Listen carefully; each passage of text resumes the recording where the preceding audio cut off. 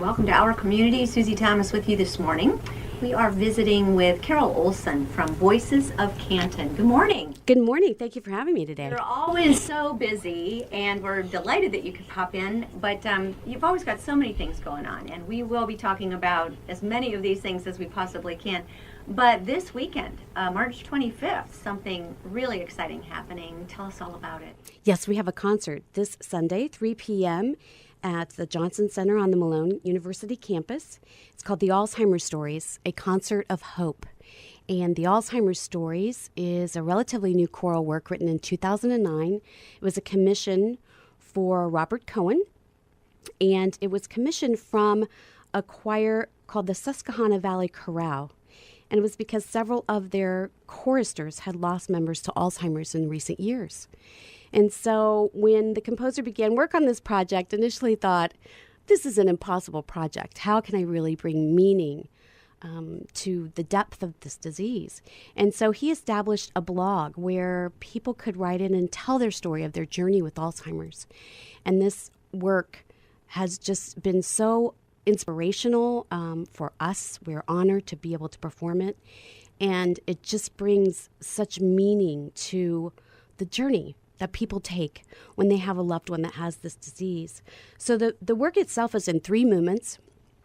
And the first movement talks about the first year that Dr. Alzheimer's made his first diagnosis in 1906 and goes to the year 2050, where it's projected that there will be more Alzheimer's patients than there will be caregivers for them. So it will literally reach a global epidemic by the year 2050. So you can understand why we want to help raise awareness for this disease and bring it to the forefront of our community. The second movement tells stories of loved ones who have traveled this journey together. And then the third movement is for the caregivers, because they play such a tremendous part in the journey, and there's a lot for them to take in, a lot of responsibility. So we want to recognize them, and we'll be honoring them as well on Sunday. And so it's just an incredible work. And what we've been able to do is we met a couple through Sing Stark, which is another program that we do, who Pam and Ken. Ken has his PhD in linguistics. He's written several textbooks. He has taught at Akron University, or University of Akron, for many, many years, and he now has Alzheimer's. We met them about 1.5 years ago. They started attending Sing Stark because the last part of the brain to lose memory is the part that's for music, that controls music.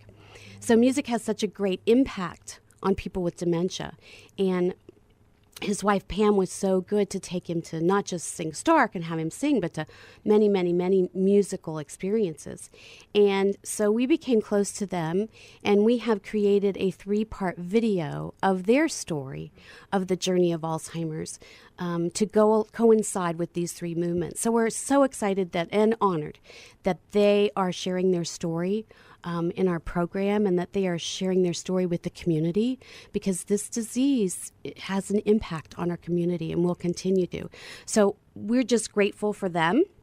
We're also very happy that Community One Credit Union is our sponsor for this performance.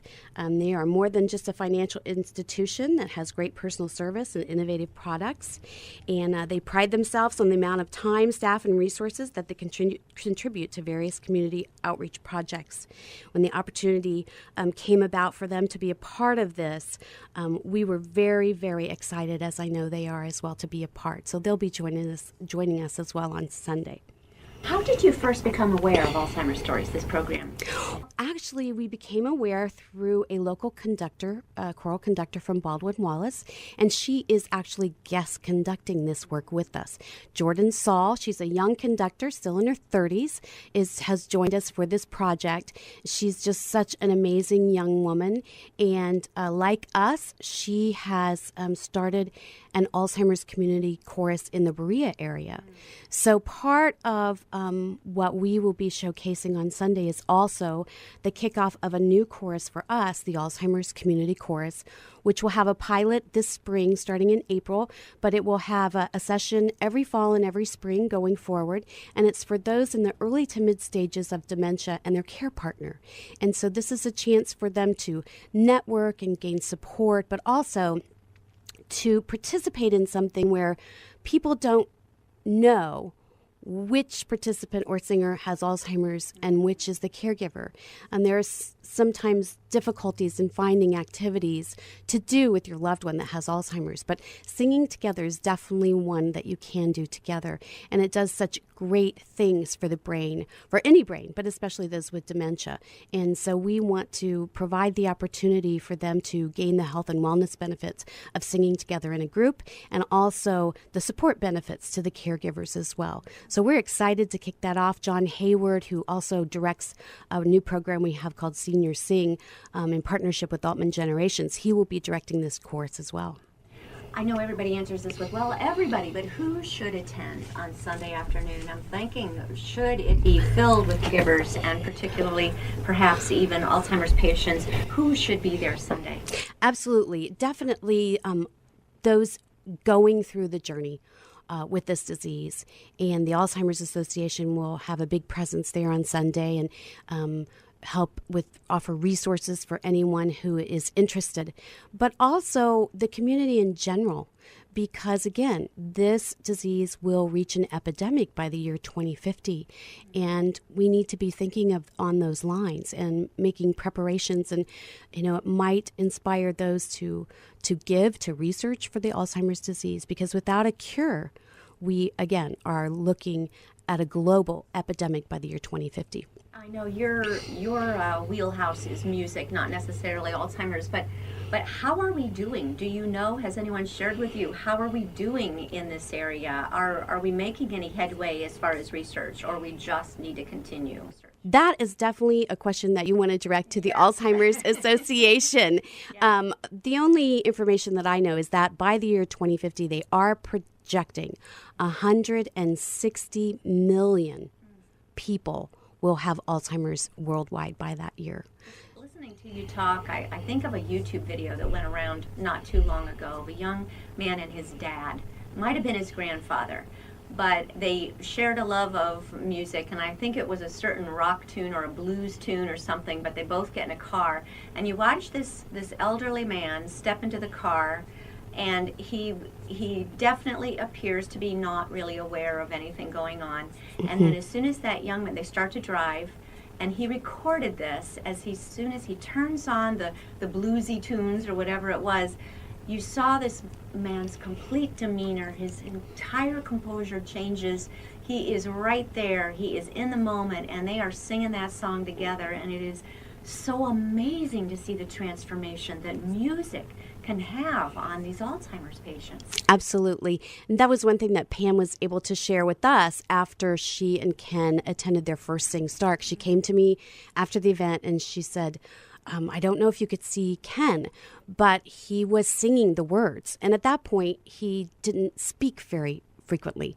And he was clapping along, and he put his arm around me.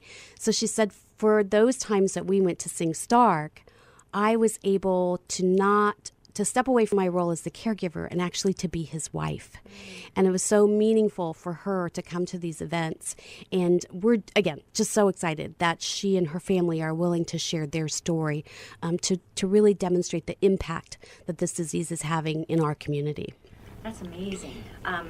So I kind of wonder then, you say early stages to mid stages of dementia, that they can participate in the Alzheimer's Community Choir.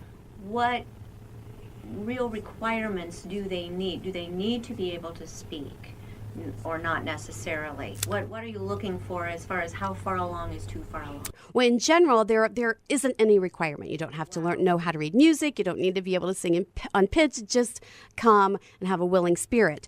And just like Ken, he wasn't very verbal at the time they started attending Sing Stark, but he would join in, especially if he knew the songs, and he would be singing words. Sometimes if he didn't know the words, you'd find him whistling during the event, which is fine too.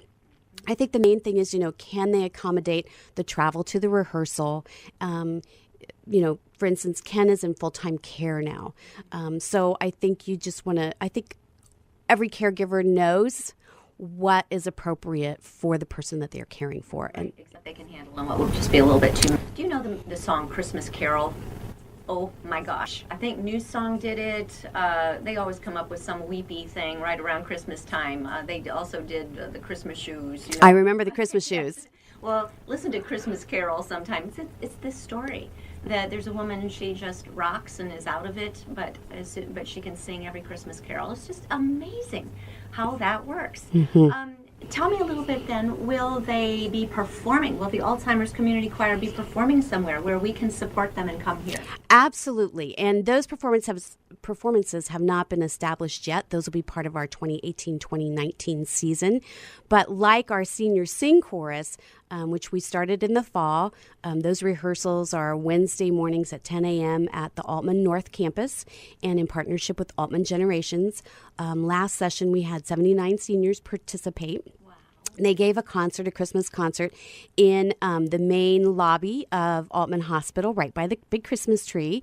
And people just adore that group, and they get calls. They've already had calls to go and do some gigs, at a Rotary Club and at the Senior Expo. They'll be singing at the Senior Expo in April. And so I know that the Alzheimer's Community Chorus is going to have the same effect on people, and I'm quite sure we will be getting calls for them to come and concertize or perform around the community as well. Now, this concert on Sunday kicks off this new effort that you're doing. When will it actually begin? Do you know yet when practices will be? Sure. Times and dates and places and so forth. We're doing a pilot program starting in late April, and it will be on Wednesdays at 1 p.m. The start date is unknown, but we will be in the chapel at St. Michael's in Canton. So, and again, John Hayward will be directing that group. So anyone who's interested will have the opportunity on Sunday to sign up and leave your email address so we can get you more information. And we will have all of the details posted on our website within the next couple of weeks. So we're excited about that. Then in the fall, it'll move to a full-blown program where you'll have 12 weeks of rehearsal with a performance once in the fall and once in the spring. Now, who's going to be performing this Sunday? This Sunday, it's our main chorus, the Voices of Canton Chorus, and as well as a chamber orchestra and 2 soloists. And again, Jordan Saul from Baldwin Wallace is our conductor, and she's just such a passionate young woman for choral singing and for what choral music and singing together can contribute to a community. We're excited that she's with us, grateful that she's with us, and I know it's just going to be an outstanding performance. Again, it's called Alzheimer's Stories. And if you're afraid that sounds just way too sad, let me tell you the subtext says a concert of hope.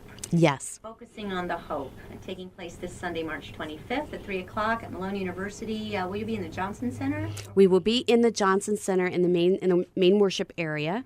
And tickets are available by either calling our box office at 330-455-1000. Give that one more time. 330-455-1000, or by going to our website at www.voicesofcanton.org. And they will also be available at the door. So I recommend you come early, pick up your tickets, and find a great seat. Oh, it does sound amazing. All right, we will be back with Carol Olson from Voices of Canton. You don't want to miss this. Again, let me give these details just one more time. Box office is, give that again. 330-455-1000.